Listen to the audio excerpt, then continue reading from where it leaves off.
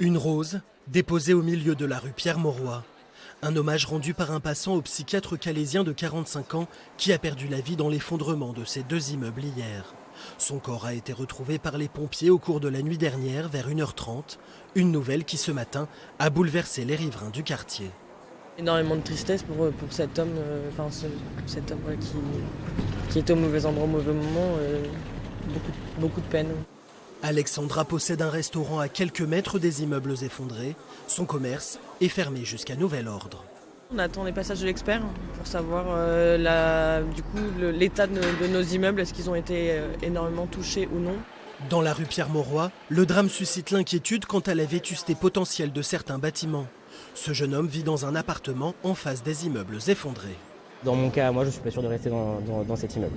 Pourquoi ? Parce que vétuste et un cas comme ça, on n'a pas envie que ça nous arrive non plus à nous, et ça fait plusieurs fois qu'on remonte le problème justement à nos propriétaires qui ne font pas grand chose. On aimerait bien que ça change.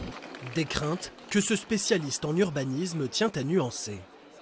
On a pu dire qu'il y avait des immeubles en situation de vétusté, beaucoup d'immeubles en situation de vétusté, mais ça ne signifie pas que s'ils sont en situation de vétusté, ils sont pour autant en situation de dangerosité.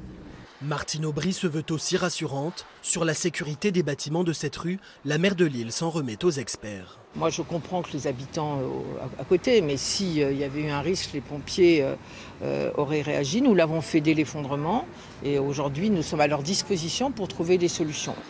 En attendant la fin des expertises et le déblayage des gravats, un large périmètre de sécurité restera en place autour des immeubles effondrés pendant encore plusieurs jours.